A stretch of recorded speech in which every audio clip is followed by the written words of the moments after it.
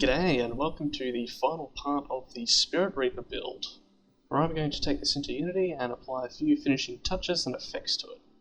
The first thing I wanted to do was create some sort of trail coming out of the bottom of it. So the Spirit Reaper is just going to sort of hover along. I wanted to create this sort of tendril-y, fiery effect coming out of the base. To do that I was going to use a particle system. So in Photoshop I needed some sort of texture for the actual tendrils. So I created a basic sprite sheet, just drawing on some white flame-like images.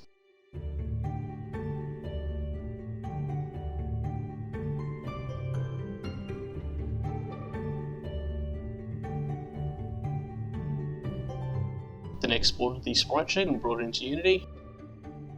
And then it was a matter of playing around with the different settings in the particles.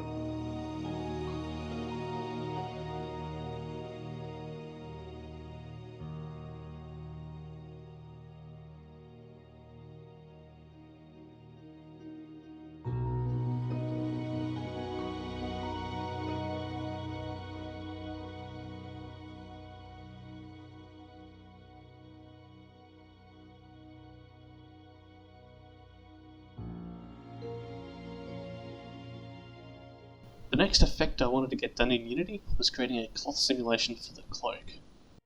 To start off with, Unity wasn't playing particularly nice with my imported model. For some reason it would make it really big, which I did figure out a bit later. So instead of mucking around with that, I decided to just bring in a fresh cloak import and see if I could just get the cloak simulation working to start with. It seemed to work pretty well. Just had to do a bit of painting of vertices to ensure that some parts would remain stationary whilst other parts would flap around. And so I did this for the cloak and also the chainmail skirt as well.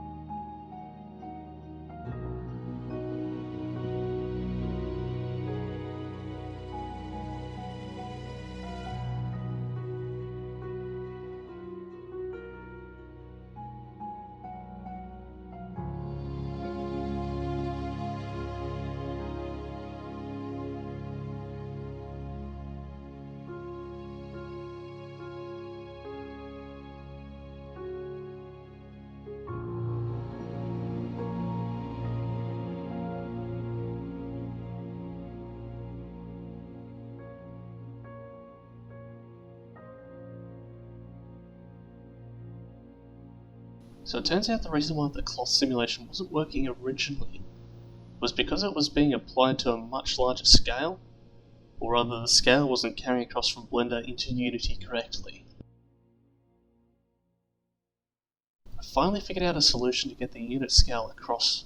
So normally in Blender you can fix this by pressing this experimental apply transform button, but this doesn't actually work for rigs. To actually get the rigged unit scale to work correctly from Blender to Unity, you actually have to go to this little drop down in Apply Scalings and click on FBX Unit Scale. Once you've done that and then import across, everything should work pretty nicely.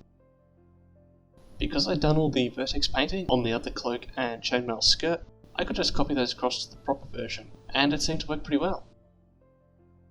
Now I've got a flowing cloak and chainmail, got a ghostly flamey particle effect coming out of the bottom and the eyes. The final thing I want to do is create another LED group. So at the moment I've got an LED 0 and an LED 1, so the highest and medium quality models.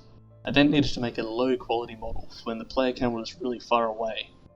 So back in Blender, I went through each of the objects and basically cut out as many faces and edges as possible whilst retaining the overall shape of the character. Making sure to name them correctly with the suffix LED and then whatever level it is, either 0, 1 or 2. So when you bring that back into Unity, everything should import nicely and Unity will set up the LED group correctly for you.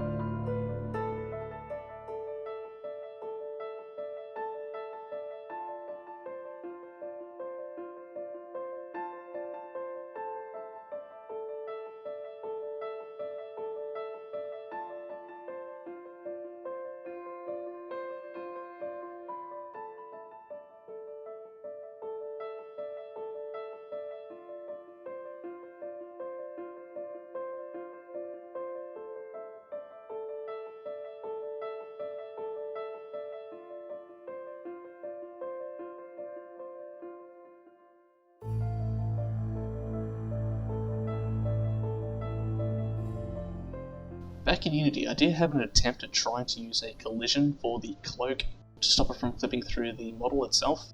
Didn't really work too well, so I'm not sure what's going on there with the collider. I did leave it for now, but I might come back a bit later. The last thing I then had to do was create a prefab for each different variant of the Spirit Reaper, which is basically just a combination of the helmet and weapon that they are carrying.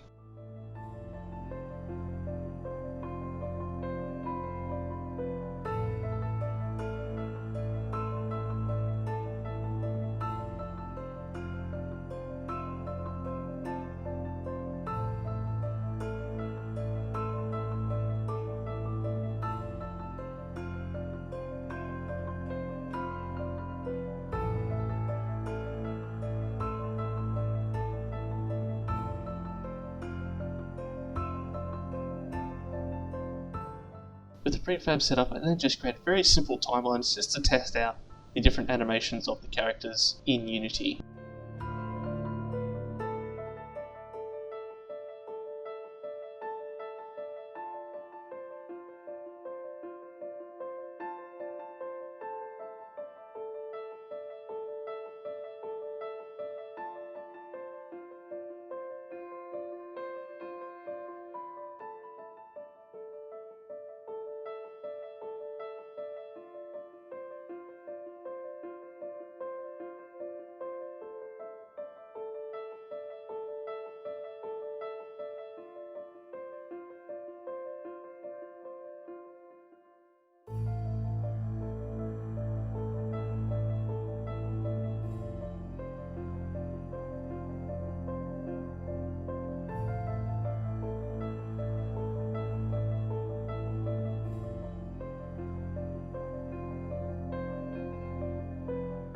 And there we go, a few different variations of the Spirit Reaper, with all of their effects and animations applied in Unity.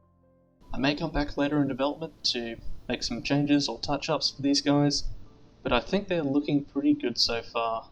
So in the next episode I'll be moving on to a different part of the game, probably another character.